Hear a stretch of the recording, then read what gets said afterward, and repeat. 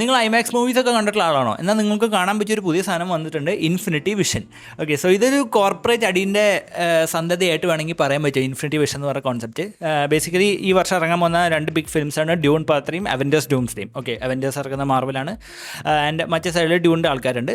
And the thing that happened, Dune എന്ന് പറഞ്ഞു കഴിഞ്ഞാൽ ഐമാക്സ് ഷൂട്ട് ചെയ്തൊരു മൂവിയാണ്, ഐമാക്സിന് വേണ്ടി ഉണ്ടാക്കിയൊരു മൂവിയാണ്. And Marvel not so much. And ഇവിടെ എന്താ പ്രശ്നമാണെന്ന് വെച്ചാൽ രണ്ടും ഇറങ്ങുന്നത് ഏതാണ്ട് സെയിം ടൈമാണ്. ആൻഡ് 3 വീക്സോളം ഈ ഐമാക്സ് തിയേറ്റേഴ്സ് ഫുള്ളായിട്ട് ഡ്യൂണിൻ്റെ ആൾക്കാർ ബുക്ക് ചെയ്തു. ഓക്കെ, ഐമാക്സിൻ്റെ തിയേറ്റേഴ്സ് ലോകം മൊത്തം ഡ്യൂണിൻ്റെ ആൾക്കാർ ബുക്ക് ചെയ്തു ഫോർ ഓൾമോസ്റ്റ് 3 വീക്സ്. ആൻഡ് ഇവിടെ പ്രശ്നം എന്ന് പറഞ്ഞാൽ ഈ മാർവൽ പോലെയുള്ള കമ്പനികൾക്ക് ഈ ബിഗ് ബഡ്ജറ്റ് മൂവീസ് ഇറക്കുമ്പോൾ ഏറ്റവും കൂടുതൽ അവർക്ക് വരുമാനം കിട്ടുന്നത് ഐമാക്സ് തിയേറ്റേഴ്സിലുള്ള ഷോസിൽ നിന്നാണ്. എന്ന് പറഞ്ഞാൽ ഇന്ത്യ പോലത്തെ കുറേ ആൾക്കാർ ഐമാക്സിൽ പോയിട്ട് തന്നെ ഇത് എൻജോയ് ചെയ്യണമെന്ന് ആഗ്രഹിക്കും. പക്ഷേ ആ സമയത്താണ് മാർവലിൽ ഐമാക്സ് തിയേറ്റേഴ്സിൻ്റെ ആക്സസ് പോയിക്കണേ.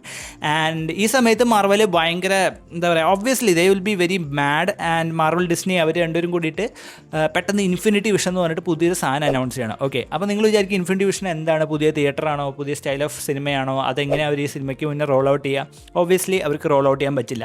ആൻഡ് ഇവിടെയാണ് അതിൻ്റെ ഒരു സംഭവം വരുന്നത്. Infinity vision is like A branding. അത് ഐമാക്സ് പോലൊരു ടെക്നോളജി അല്ല, പുതിയൊരു സ്റ്റാൻഡേർഡ് ഫ്രെയിം സൈസ് അല്ലെങ്കിൽ സ്റ്റാൻഡേർഡ് ലെൻസ് സൈസ് ഒക്കെ ഉപയോഗിച്ചിട്ടുള്ള സംഭവമല്ല, സ്ക്രീൻ സൈസ് ഉള്ള സംഭവമല്ല. Just good enough speakers, good enough theatre, good enough screen size ഒക്കെ ഉണ്ടെങ്കിൽ അവർ കൊടുക്കുന്ന ഒരു ബ്രാൻഡിങ് മാത്രമാണ്. ഇപ്പോൾ ഇറ്റ്സ് കൈൻഡ് ഓഫ് നിങ്ങൾക്ക് അവെഞ്ചേഴ്സ് ഡൂംസ്ഡേ കാണണോ, ഇൻഫിനിറ്റി വിഷൻ ബ്രാൻഡിങ്ങൾ ഹെൽത്ത് പോയി കാണുക. പക്ഷേ ഇതിൻ്റെ പ്രശ്നം എന്ന് വെച്ചാൽ ഇവർ പറയുന്നത് വെറും 100ഓളം തിയേറ്ററിൽ മാത്രമേ ഇൻഫിനിറ്റി വിഷൻ വരാൻ ചാൻസ് ഉള്ളൂ എന്നാണ്. അവിടെയാണ് പ്രശ്നം.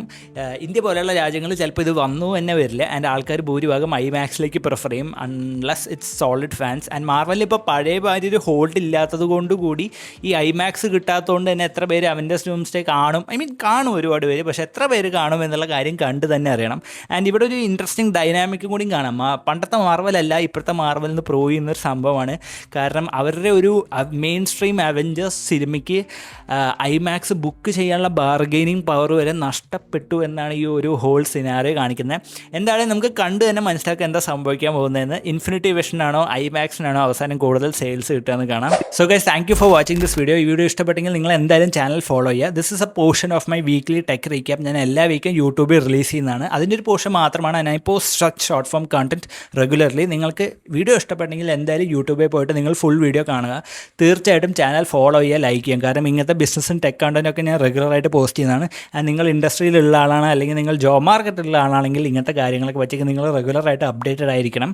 And I help you with those things by posting content in Malayalam. അപ്പോൾ എന്തായാലും നിങ്ങൾ സപ്പോർട്ട് കാണിക്കുക, വീഡിയോ ഷെയർ ചെയ്യുക. Thank you for watching. See you in the next one.